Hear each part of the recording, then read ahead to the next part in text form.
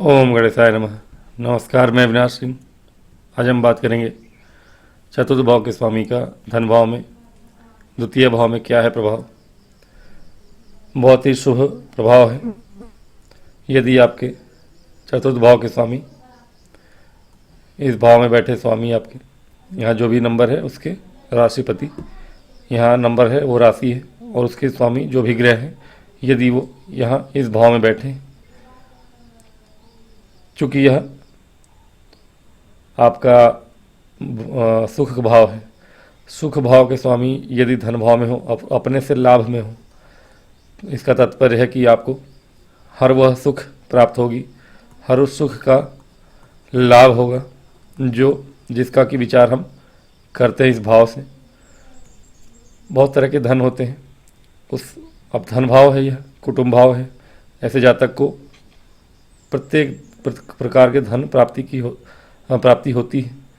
यशोधन हो या गोधन हो, वाहन या भूमि का धन हो, ऐसा कोई धन वैभव नहीं है, सुख नहीं है। माता का सुख हो, बड़े परिवार का सुख हो, हर एक सुख प्राप्त होता है ऐसे जातकों को जिनके की चतुर्थ भाव के स्वामी धन भाव में बैठे हों। यानी कि आप ये मान के चलिए कि ऐसा जातक भूमि भवन वाहन से लाभ प्राप्त करता है, और सिर्फ लाभ ही नहीं प्राप्त करता, धन प्राप्ति होती है उसे। आप एक तरह से कह सकते हैं कि ये एक अपने आप में बहुत बड़ा राजयोग है, और ऐसा जातक सुख में ही प्राप्त जन्म लेता है। कुछ ग्रहों के हो सकता है कि प्रभाव ऐसे हों, ऊंच नीच के हों, मैं देखूंगा उसको, बताऊंगा आपको।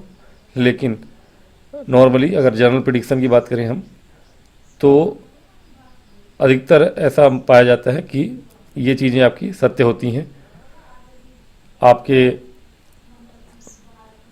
ये आपके आने जाने वाले धन का भाव है, यानी स्थिर धन का भाव आपका लाभ भाव है। लेकिन यहाँ अब चूंकि ये अपने से लाभ में ही है, सुख भाव के स्वामी, स्थिर धन संचित धन भी प्राप्त होता है। ऐसे जातक को संचित धन भी प्राप्त होता है।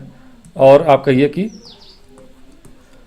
मैंने बताया ना, हर तरह का धन प्राप्त होता है। पुत्र धन हो, पत्नी, हर तरह के सुख प्राप्त होंगे आपको। और वाणी इनकी अच्छी होती है, माता का सुख जीवन पर्यंत रहता है, दीर्घायु होती है इनकी माता। कहीं ना कहीं हाँ, थोड़ी सी एक चीज़ है कि ऐसे जातक जो होते हैं वो थोड़े से दिखावा करने वाले भी होते हैं। हो सकता है कि जब कोई बहुत अधिक प्राप्ति करता हो तो कुछ चीज़ों को, उतनी चीज़ें ना भी हों उसके पास, तो लोगों को ऐसा लगता है कि हाँ इनके पास बहुत कुछ है, तो वो उस चीज़ को मेंटेन रखने के लिए वो चीज़ें लोगों को दिखाता है। ऐसे लोगों को मायावी भी कहते हैं, पूर्व में कहा जाता था। आज के युग में आप कहिए दिखावा करने वाले लोग होते हैं। थोड़ी सी हो सकता है कि इनके पास करोड़ रुपए हों और ये दिखावा करते हों अरबपति होने का, ऐसा भी हो सकता है।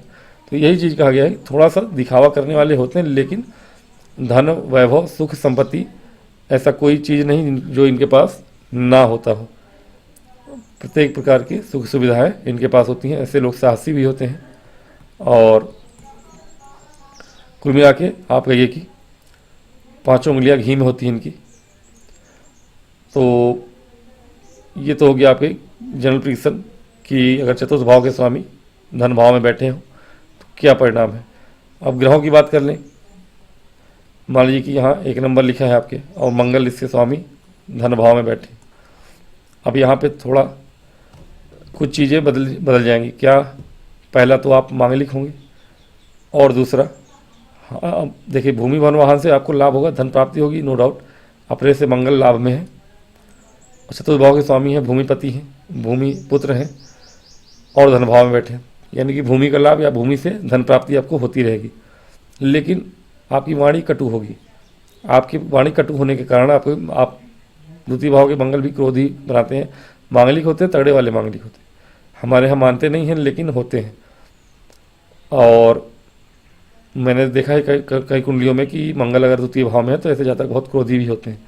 अपने क्रोध और वचन दुर्वचन बोलने की वजह से अपने परिवार में, कुटुंब बड़ा होता है लेकिन परिवार में अच्छे से रह नहीं पाते, अलग ही थलग ही रहते हैं। ये एक डिसएडवांटेज आपके पाई जाती है। बाकी सुख सुविधाएं तो मिलेंगी आपको, ऐसी बात नहीं है, सुख सुविधाएं तो आपको मिल रही हैं। अब यहाँ 8 नंबर लिखा हो। अब मंगल चूँकि यहाँ 1 नंबर था, तो यहाँ कुंभ राशि में थे मंगल, शत्रु राशि में। अब यहाँ 8 नंबर है, यहाँ पे 6 नंबर में मंगल होंगे, ठीक है।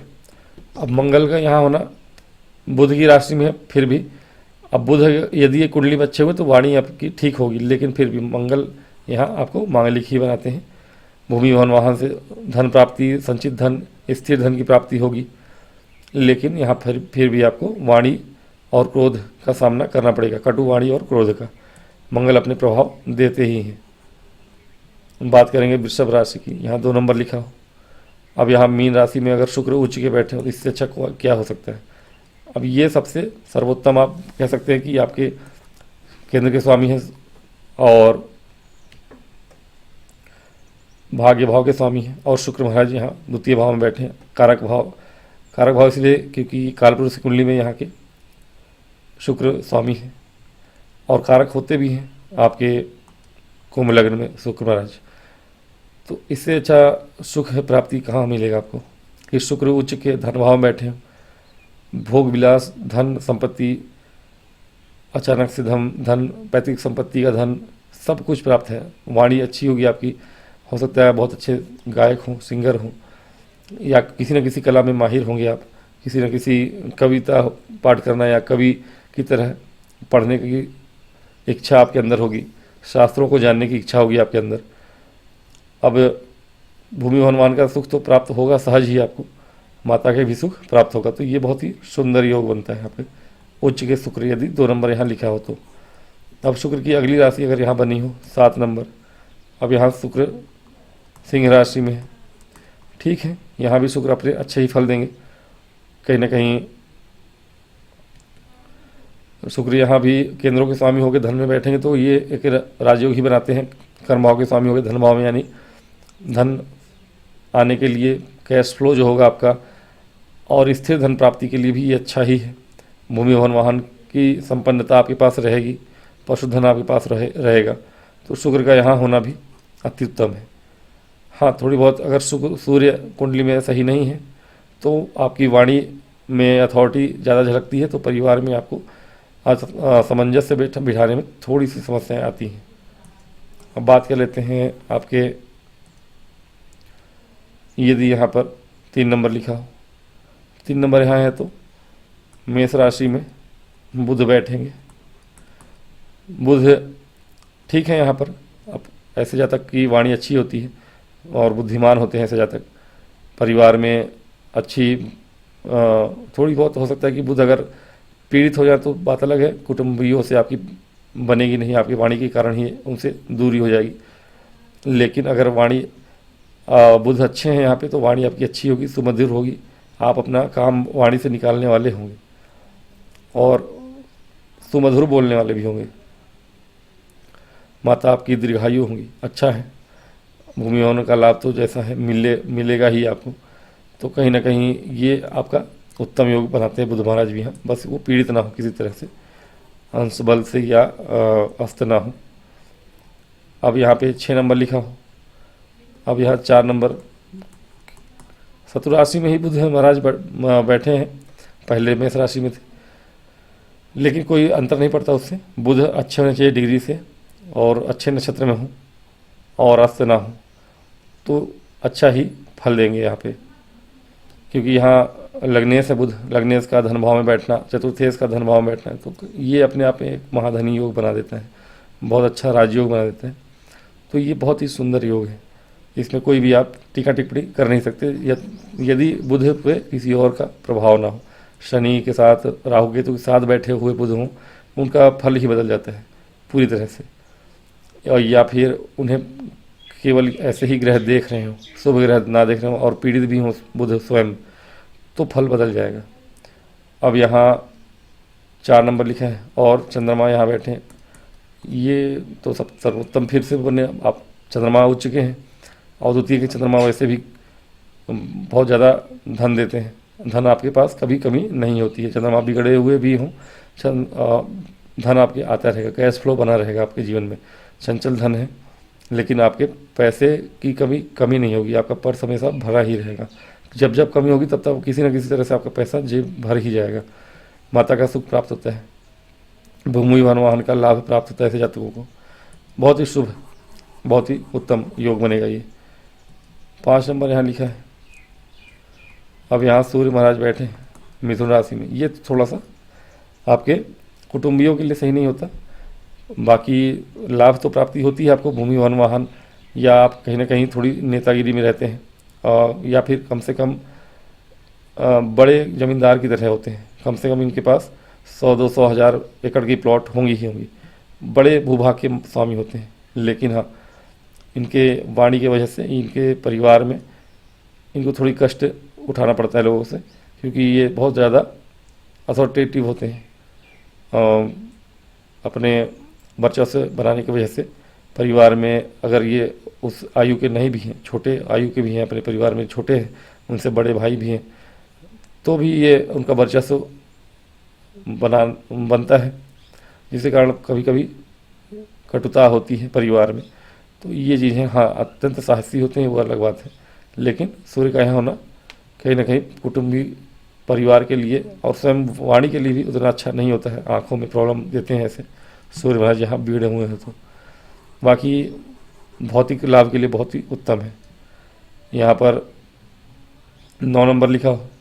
अब 9 नंबर लिखा हो अगर गुरु महाराज यदि आपके यहाँ बैठे हैं धन भाव में, तुला राशि के गुरु महाराज शत्रुराशि में है, किंतु गुरु महाराज अपने से अगर एकादश में गुरु महाराज हैं, चतुर्थ भाव के स्वामी गुरु महाराज हैं, यानी आपकी माता बहुत ही विदुषी और विद्वान महिला है, और माता का प्रेम आपको प्राप्त होगा, उनका ज्ञान प्राप्त होगा, भूमि वन वाहन अपार प्रचुर मात्रा में प्राप्त होगी आपको, बहुत धनवान होंगे आप, क्योंकि गुरु अगर धन भाव में है, बस पीड़ित ना हो, बहुत पीड़ित क्या ही होंगे, गुरु ही होते हैं, पीड़ित नहीं होते कभी वो, और अपना सर्वोत्तम फल देते हैं। बस ये है कि यहाँ पर वो अस्त ना हो, सूर्य के साथ और राहु के साथ ना हो एक साथ में, क्योंकि शनि के साथ भी होंगे तो ठीक है, लेकिन सूर्य राहु एक साथ हों और गुरु अस्त हों तो थोड़ी परेशानी बढ़ जाएगी। वो लाभ आपको जीवन में टुकड़े टुकड़े में मिलता रहेगा, धन से परेशान होना पड़ेगा आपको। फिर भी उनकी दृष्टि जहाँ होगी वहाँ आपको लाभ प्राप्ति होगी। तो ऐसे जातक इनके गुरु चतुर्थ भाव के स्वामी होकर अगर बैठे हैं आपके धन भाव में, ऐसे जातक को धन बचपन से ही प्राप्त होता है, लेकिन ये जीवन में हर क्षेत्र में, यानी किस क्षेत्र में, कार्य क्षेत्र में, किसी भी नौकरी पेशा, सरकारी नौकरी हो, प्राइवेट जॉब हो, कहीं से भी पैतृक संपत्ति का लाभ हो, ये सारी चीज़ें इनको प्राप्त हो जाती हैं, इनके ज्ञान से प्राप्त हो जाती हैं, और धन प्राप्ति कर लेते हैं ये लोग, क्योंकि पढ़े लिखे तो होते ही हैं। लेकिन हाँ, गवर्नमेंट जॉब की तैयारी करें या किसी अच्छे पोस्ट की तैयारी करें, वो हो जाता है इनका, या गवर्नमेंट जॉब की तैयारी ना भी करें, किसी प्राइवेट सेक्टर में भी हैं तो प्राइवेट सेक्टर में भी इनकी जॉब अच्छी लग जाती है, कार्य क्षेत्र में बहुत अच्छा करते हैं और अपार धन प्राप्ति करते हैं, और भूमि वन वाहन अपने से ही अर्जित करने वाले होते हैं। तो ये सब चीज़ें प्राप्त होती हैं अगर 9 नंबर यहाँ लिखा है गुरु महाराज आपके धन भाव में बैठे हैं। अब यदि यहाँ 10 नंबर लिखा है और शनि महाराज आपके बैठे हैं यहाँ पर वृश्चिक राशि, अब शनि का धन भाव में बैठना कहीं ना कहीं स्थिर धन प्राप्ति होती है आपको, लेकिन कड़े संघर्षों के बाद प्राप्ति होती है। ऐसे जातकों को धन भाव में शनि महाराज हो, चतुर्थ भाव के स्वामी होके, तो जो भी चीज़ें हैं आपको प्राप्त तो होंगी, लेकिन समय से, बचपन से प्राप्त नहीं होंगी, समय के अनुसार प्राप्त होंगी। अगर पूर्व से प्राप्त है तो वो चीज़ें आपको फिर भी इजीली नहीं मिलती। अगर पैतृक संपत्ति है, पिता ने आपकी जमा कर रखा है आपके लिए, वो चीज़ें भी कहीं ना कहीं विवादों से, कानूनी पचड़ों में उलझ जाती हैं, स्वतः प्राप्त नहीं होती। आप स्वयं के परिश्रम से अगर प्राप्त करते हैं तो अच्छी बात है। ऐसे जातकों की माता का भी स्वास्थ्य अच्छा नहीं होता उतना, अगर हालांकि धन प्राप्ति होती है ऐसे जातकों को, अपार धन प्राप्ति होती है, किंतु अपने मेहनत से अगर ये पढ़ लिख के जॉब करते हैं, अच्छे से करते हैं ये लोग, और कहीं ना कहीं टेक्निकल फील्ड में इंजीनियरिंग वगैरह की पढ़ाई अच्छे से करते हैं ये लोग, और अपनी मेहनत से अपने दम पे अपार धन प्राप्ति करते हैं। तो शनि धन तो देते हैं, अपार धन देते हैं, और कहीं ना कहीं शनि महाराज अगर ऐसा जातक किसी भी क्षेत्र में है, काम कर रहा है, तो लाभ प्राप्त तो करता ही है, लेकिन अपने बलबूते पे पिता और माता का सपोर्ट इससे हो या ना हो, ये जातक जीवन में बहुत तरक्की करने वाले होते हैं। बस ये मेहनत करते हैं, अच्छे से करते हैं, मधुरभाषी होते हैं, मधुरभाषी नहीं होते लेकिन आप कहिए कि बहुत मधुभाषी कोमल वाणी होती है इनकी, बहुत धीमा बोलते हैं, आराम से बोलते हैं। तो कुल मिला के मैं कहूँगा कि अच्छा ही है, भले बचपन से प्राप्त ना हो लेकिन अपने से प्राप्ति करके जीवन में आगे बढ़ते हैं, तो उस हिसाब से देखें तो अच्छा ही है। अब यहाँ 11 नंबर लिखा हो, यदि यहाँ शनि महाराज बैठे, ये भी अच्छा है, उत्तम है। और ऐसे जातकों को माता की देखिए लंबी दीर्घायु होती है नो डाउट, लेकिन माता को बीमारी भी होती है।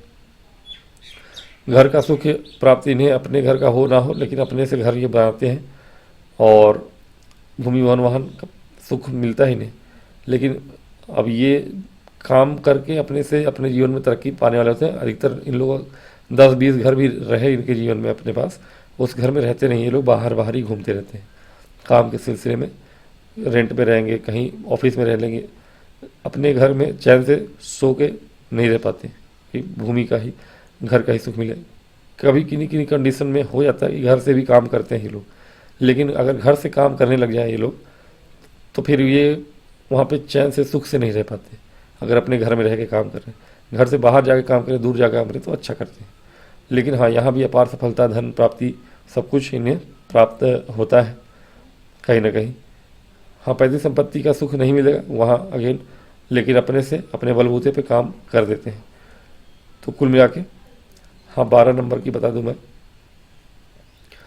12 नंबर अगर यहाँ है गुरु नंबर, गुरु अब यहाँ नीच के हो गया, तो मीन राशि अगर चतुर्थ भाव में बनी है तो ये एक इकलौता ऐसा आपका बन रहा है योग जिसमें कि अब गुरु आपके नीच के हैं। तो नीच के गुरु अगर द्वितीय भाव में बैठे हैं, अब यहाँ धन आता है आपको, ऐसा नहीं है कि धन नहीं देंगे। गुरु अगर नीच के भी हैं धन भाव में तो धन आएगा आपको, और यहाँ पे आपको प्रचुर मात्रा में धन मिलता है पैतृक संपत्ति से। और कहीं ना कहीं आप थोड़ी सी केयरलेस तो होते हैं परिवार के प्रति, केयरलेसनेस होती है आपके अंदर, लेकिन फिर भी आपको चीज़ें प्राप्त होती हैं। जीवन में जो चीज़ें प्राप्त करना चाहते हैं आप, प्राप्त होती हैं, लेकिन समय समय से आपको धन की तंगी भी महसूस होती है, और पैसा आता भी है और जाता भी है, ये दोनों चीज़ें लगी रहती हैं आपके साथ। नीचे गुरु यहाँ होने से ये थोड़ी सी अंतर आता है कि धन भाव में है तो परिवार में आपके धन को लेकर कभी कभी समस्याएं आएंगी, लड़ाई झगड़े होते रहेंगे बीच बीच में, कभी अच्छा कभी बुरा, ये उतार चढ़ाव वाली ज़िंदगी हो जाती है। बराबर कंटिन्यूस आपके जीवन में धन है ऐसा नहीं होता, कभी है धन कभी नहीं है धन, ये चीज़ें देखने को मिलेंगी आपको। तो यही है प्रभाव आपके चतुर्थ भाव के स्वामी का धन भाव में, मैक्सिमम अच्छा ही है। एक अंतिम वाला छोड़ दे, उसके अतिरिक्त देखें तो सारा फल जो है प्रभाव अच्छा ही है। तो आज की वीडियो में इतना ही, मैं मिलूँगा नेक्स्ट वीडियो में अगले तृतीय भाव के फल के भी साथ। चतुर्थ भाव के स्वामी अगर तृतीय भाव में है तो क्या फल होगा। आज के लिए मुझे आज्ञा दें।